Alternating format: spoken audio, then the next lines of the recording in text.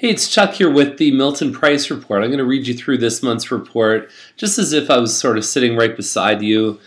Give us a chance to discuss some of the things that have happened in the month of December and also maybe a bit of a look ahead to the next couple months. Now, when we talk about the Milton Price Report, it includes everything, including the rural areas. Although when you talk about lumping those stats in, it doesn't always work as well because they're just different properties. The land is worth a different amount, so it can be a little tricky, but we've got some links on our website that show you whether it's urban or rural. It's all there, okay? So the team itself, we've got 4 of us. It's myself, my wife, Jennifer's our partner, and we also have a full-time assistant, Jenna.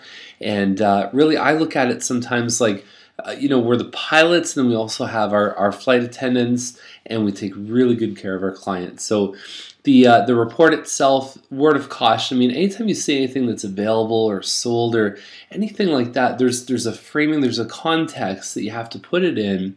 And sometimes, for example, we've even seen people compare their listing to a home that's the exact same model that's sold. But guess what? Those guys divorced and they sold it for lower than what they should. So take everything with a grain of salt. The best analysis comes from details. It's from having the finger on the pulse of what's really going on. And so we try and convey that through numbers with this report. And so this is a really powerful graph. We use it a lot, even with planning, when people say, I have a new home that's being built and it's ready in June. So we can count backwards. We can say, okay, great, there's a couple different marketing periods. So there's the actual time it's going to take to sell your home.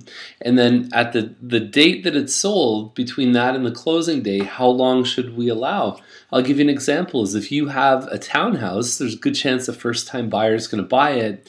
And so where do first-time buyers live? They live in a rental, or they live with their parents. So if they're in a rental, it's about a 60-day close. If they're with their parents, it could fluctuate probably 30 to 90 days, or maybe even more. They might just hang around their parents' place if they found the right home. So you have to kind of plan for that, and you've got to market towards the audience that you think is going to, be the buyer of your house. And so anyways, when we get to this graph here, we can plot and we can see what happens. So in the month of December, the average price went down quite a bit. And I always talk about that as having 2 major causes. So the first one is there's a genuine supply-demand difference. And you'll see that that's not really the case. And the other thing is there's just not as many larger detached homes that would push the prices up that are selling. And I think it's more of the latter.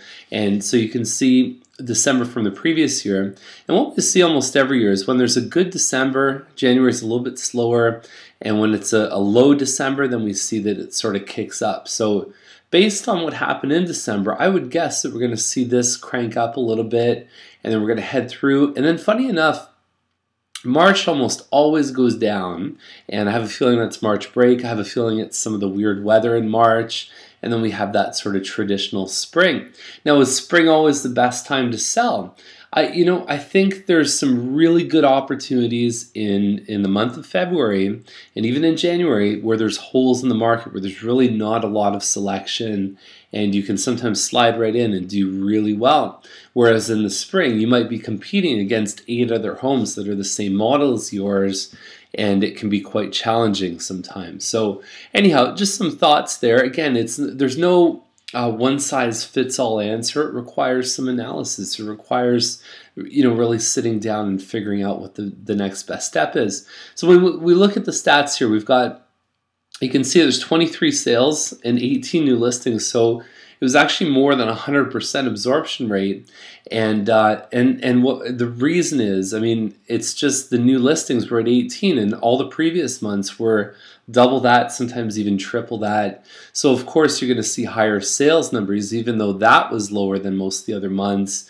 It's just there wasn't enough coming out. So some of the old stuff that listed in October, November got swallowed up a little bit more. You can see the average percent of list went down to 98%. Days on the market stayed pretty constant. Semi-detached, same kind of thing. Days on the market went up a little bit. Percent of list stayed the same. And just swallowing of those 2020 listings, the 30 and 31 listings, we saw only 13 sales compared to 20 Well, there's only 7 new ones, so of course we're going to see some of the older ones start to sell. Detached, same kind of thing. Percent sales to actives. Now you'd think that if that was a higher number, it meant that the market was better, but just like I said, it has nothing to do with that. It's more of the 39 listings instead of 144 coming out. So it's just the old stuff. All right. So condo townhomes. I mean, we see the pattern throughout these. I mean, there's only one condo apartment listed, one sold in the month of December, and same with the townhomes. So when you look at the overall picture, out of all the listings that were out there, about 44% of them sold in the month of December. So that's just over a 2-month supply, and very healthy. It means we're not oversaturated coming into this year.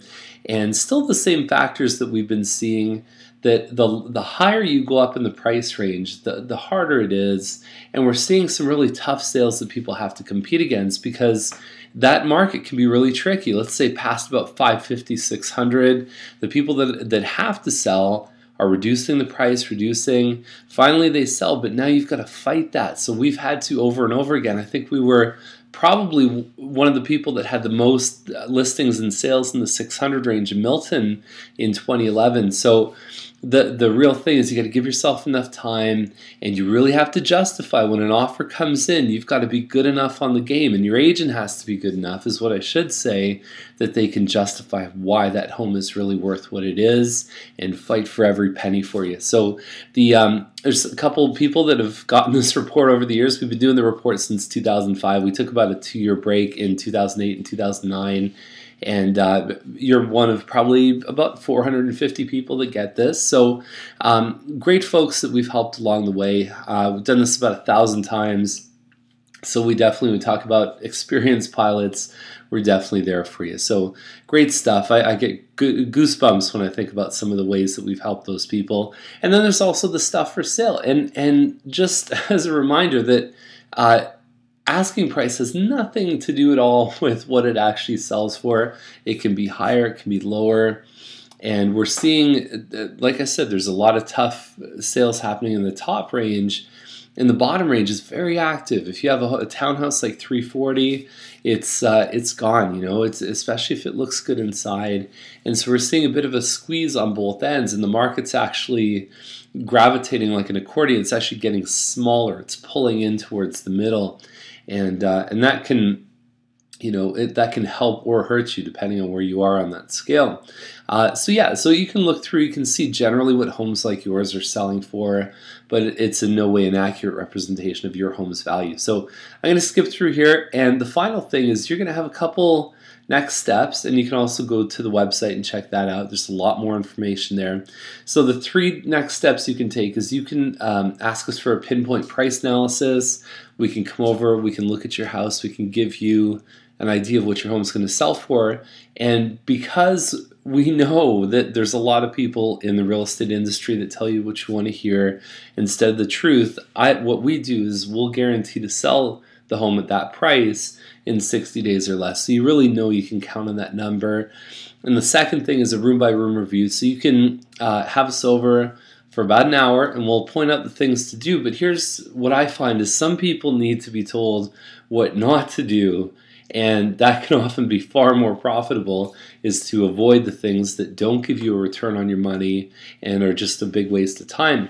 And the last thing is the silent market. And you know, we've been building a mailing list since 2005. That was when we moved to Milton.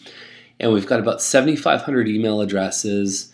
We've got hundreds of past clients in town. We've got a great network. So a lot of times we know about buyers that are either entering the market, or we know about listings that are coming on the market, and we make matches all the time. So oftentimes some of our listings don't even hit the MLS because we've already found a buyer for it. So if you're thinking that you're going to be selling 6-9 months from now, you may just want to let us know what's happening, like what kind of home you have, and we can keep our eyes out. And we'd love to do that. It's going to save you a bunch of time.